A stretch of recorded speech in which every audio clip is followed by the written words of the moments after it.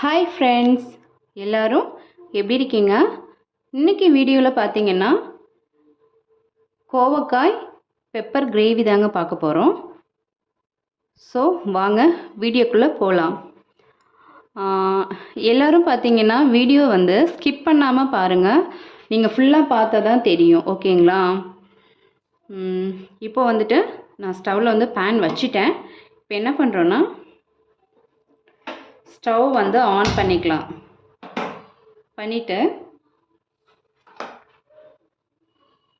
கோவக்காய் பார்த்தீங்கன்னா நான் நீல வாக்கில் கட் பண்ணி வச்சுருக்கேன். இந்த மாதிரி தான் கட் பண்ணிக்கணும். நீல வாக்கில் கட் பண்ணிக்கணும். அப்போ தான் சீக்கிரம் குக் ஆகும், ஓகேங்களா?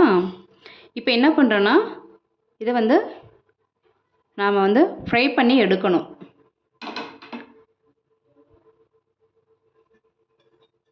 ஆயில் சேர்த்துக்கலாம். இந்த கிரேவிக்கு பார்த்தீங்கன்னா நம்ம ஆயில் கொஞ்சம் தாராளமாகவே சேர்த்துக்கலாம். இப்போ ஆயில் சேர்த்துட்டேன்.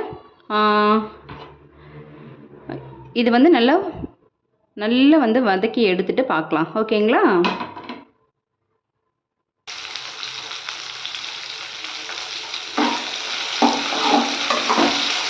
வதக்கிட்டு இருக்கேன். ஸோ கோவக்காயில் பார்த்திங்கன்னா நிறைய மருத்துவ குணம் இருக்குது. இதோட இலையிலையும் பார்த்திங்கன்னா நிறைய மருத்துவ குணம் இருக்குது.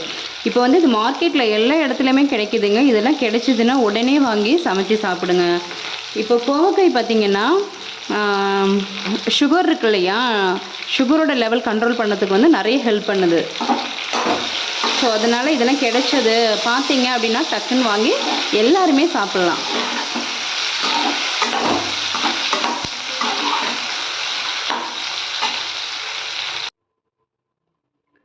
பாருங்கள், இந்த மாதிரி முக்கால் பதத்துக்கு நாம் ஃப்ரை பண்ணி எடுத்தாச்சு. இது ஓரமாக வச்சிடலாம்.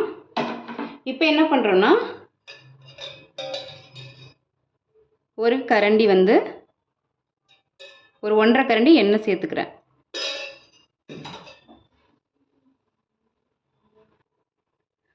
ஆயில் ஹீட் ஆகிடுச்சுங்க. இந்த டைமில் பட்டை வகைகள்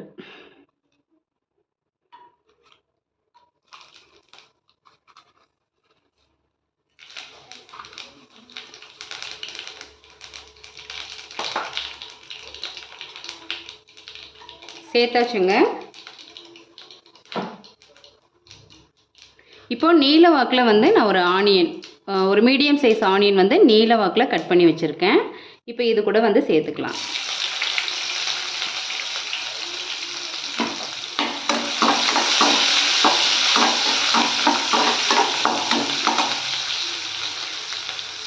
நாம் கோவக்காய் வதக்கணும் இல்லையா, அதே பேனில் நம்ம குழம்பு செஞ்சுக்கலாம்.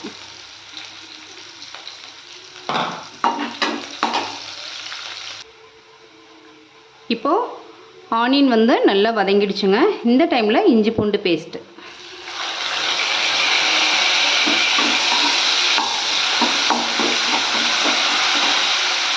பச்சை வாசனை போனால் போதுங்க. இஞ்சி பூண்டு பார்த்திங்கன்னா பச்சை வாசனை போயிடுச்சுங்க. இந்த டைமில் கருவேப்பிலை சேர்த்துக்கலாம். ஒரு 3 பச்சை மிளகாய் அப்படியே முழுசாகவே போட்டுக்கோங்க.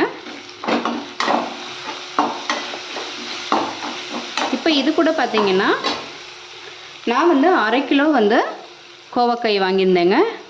இதுக்கு பார்த்திங்கன்னா தக்காளி 2 தக்காளி நான் மிக்சியில் அடித்து வச்சுருக்கேன். இது பார்த்திங்கன்னா ஒரு மீடியம் சைஸ் வெங்காயத்தில் ஜீரகம், பெருஞ்சீரகம், சோம்பு சொல்லுவோம் இல்லையா, அது ரெண்டும் ஒரு ஸ்பூன் சேர்த்து நான் அரைச்சி வச்சுருக்கேங்க. ஒரு பெரிய ஆனியன், ஜீரகம், சோம்பு சேர்த்துக்கலாம்.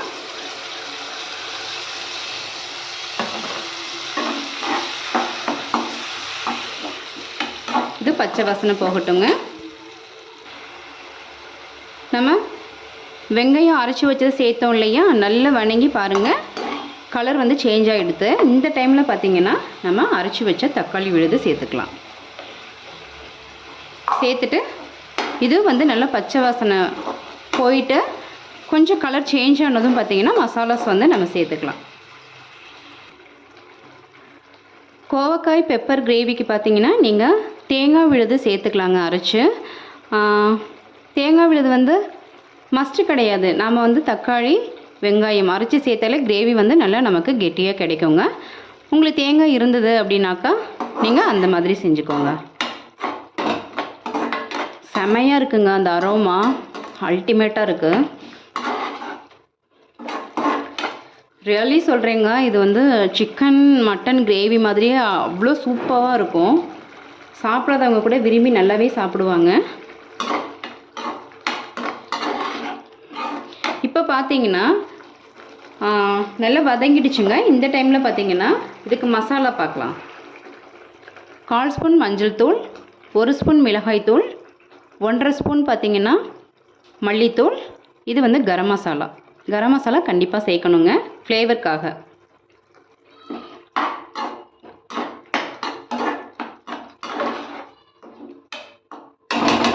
இப்போ சேர்த்துக்கலாம்.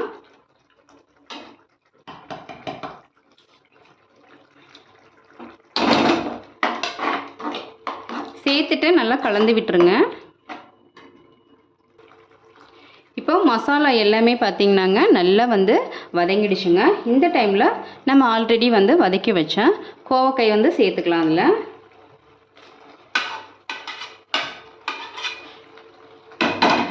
சேர்த்துட்டு நல்லா கலந்து விடுங்கங்க.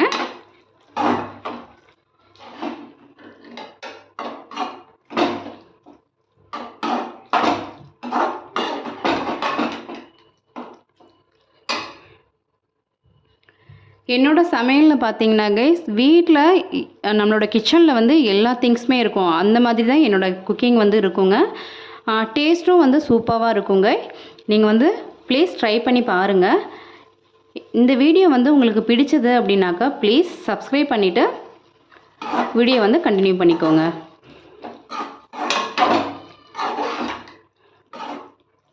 இப்போ என்ன பண்ணுறேன்னா கிரேவிக்கு தேவையான தண்ணி சேர்த்துக்கலாம். கிரேவிக்கு தேவையான தண்ணி சேர்த்தாச்சுங்க. இப்போ என்ன பண்ணுறோன்னா உப்பு சேர்க்கணும் இல்லையா? நான் கல்லுப்பு எடுக்கலைங்க, நான் சால்ட்டு தான் சேர்த்துக்கிறேன்.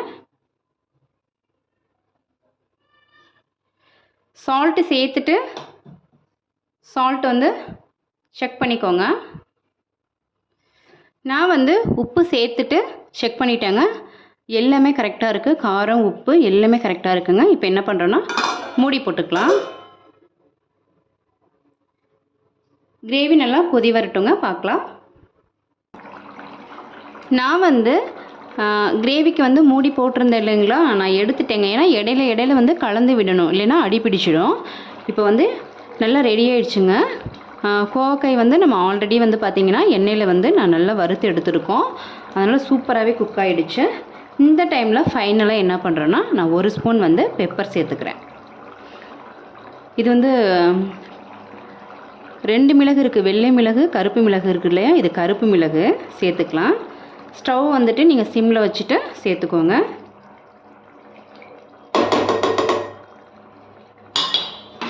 சேர்த்துட்டு கலந்து விட்டுக்கோங்க.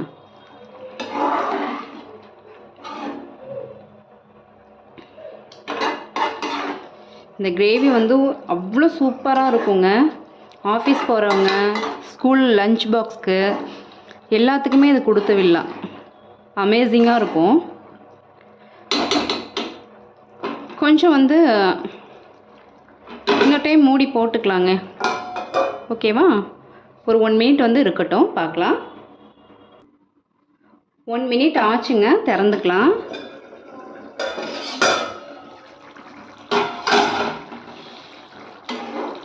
ஓப்பன் பண்ணுறச்சா செம்மையாக இருக்குங்க அந்த அரோமா.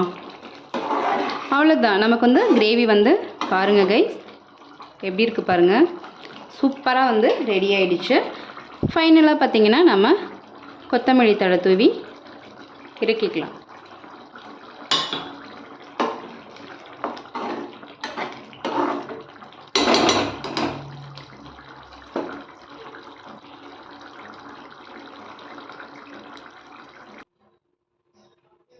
பாருங்கள் ஃப்ரெண்ட்ஸ், சூப்பரான கோவக்காய் மிளகு கிரேவி வந்து ரெடி ஆகிடுச்சுங்க. நீங்களும் வந்து இந்த மாதிரி ட்ரை பண்ணி பாருங்கள்.